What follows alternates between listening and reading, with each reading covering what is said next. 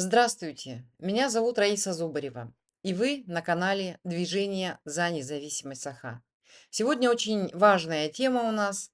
Очень прошу вас поставить лайк этому видео, прокомментировать его и вообще подписаться на наш канал. Это очень поможет продвижению этого видео, продвижению нашего канала и нашей работе.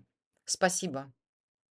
Вчера, 18 февраля, сброд, который по недоразумению называется депутатами городской думы Якутска, приняли законопроект, по которому жители города Якутск не смогут выбирать мэра.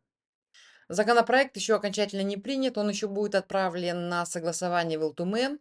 Но давайте будем честными и сами себе признаемся, что депутаты Элтумен, скорее всего, примут его также практически единогласно, как депутаты городской думы приняли. Все мы знаем, что 20 человек в городской думе проголосовали за принятие, то есть за лишение жителей Якутска права голоса, да, права выбора мэра столицы. Трое проголосовало против, но это, скорее всего, коммунист и партия «Новые люди». И двое было воздержавшихся. Практически большинством голосов, практически все, да, они приняли этот законопроект. То есть они лишили население Якутска права голос, права выбора. Я уже говорила об этом ранее, что все действия якутских властей вообще укладываются в логику преступной путинской власти. Нам казалось, что мы живем в обществе, где мы хозяева. И в Конституции это в нашей написано. Власть принадлежит народу. И в Якутской Конституции это четко написано.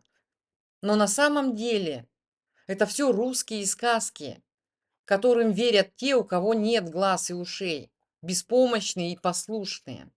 И эта кучка дегенератов, которые называют себя депутатами городской думы, пользуются тем, что люди молчат. Давайте внимательно посмотрим, кто посмел принять такое решение. Давайте посмотрим на этих людей и послушаем, что они говорят. Да, в свое время президентом стал просто медиа какой-то там клоун, мы не можем такого позволить. Тут в нашем городе такое происходило, в нашей стране такое происходило. Поэтому всех коллег прошу поддержать данную инициативу и проголосовать. Спасибо. Нам нужно единство, нужно сплочение. Как всю жизнь развивалась Россия, и она должна продолжать именно развиваться в этом ключе, а не смотреть там на какие-то модели или еще что-то. Только тогда мы назовем свой север небольшой город и будем жить все дружно, счастливо и так далее. Я посмотрела явку на выборы главства. Главный город был за последний год, 12 год, 21 год. Явка наших горожан на уровне 30-40%. То есть это даже не большинство. Это значит, что другой части, которые они пришли на выборы, ну, по большому счету, и все равно, кто будет главой города, или они доверяют там своим коллегам, единомышленникам и так далее. Кирилл Соболев. Образование 9 классов и 2 коридора. Человек, которого обвиняли в избиении жены. Видимо, высоких моральных качеств человек. Сел в депутатское кресло и почему-то подумал, что он хозяин этой земли. Вот еще один бородатый Чудинов. Я посмотрела на него, у меня сложилось такое впечатление, что он уже родился с задницей, извините меня, заточенной под чиновничье кресло. Именно про таких говорят. Нет мозгов, иди в партию.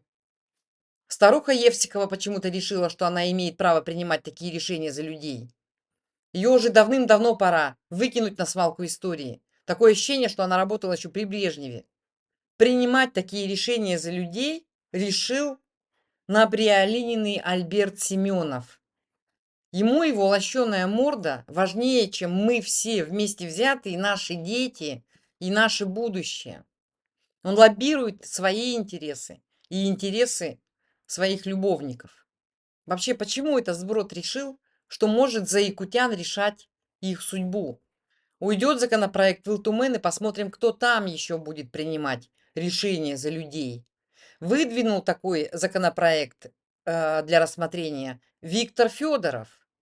Виктору Федорову вообще наплевать на нас, на якутян вообще в принципе наплевать. Скорее всего, Виктор Федоров имеет испанское гражданство. Он сядет в самолет и улетит в Испанию, в Барбелью, к своей жене и к своему другу, олигарху Амосову.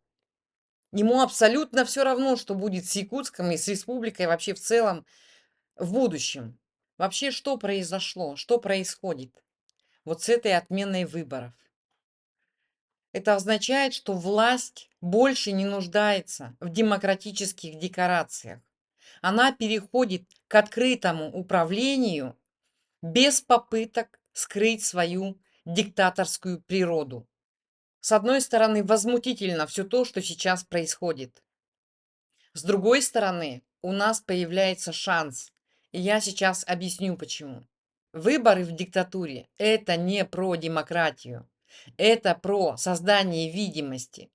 Отмена даже фиктивных выборов говорит о том, что режим становится более жестким, более твердым, а значит в перспективе более уязвимым к внутренним проблемам.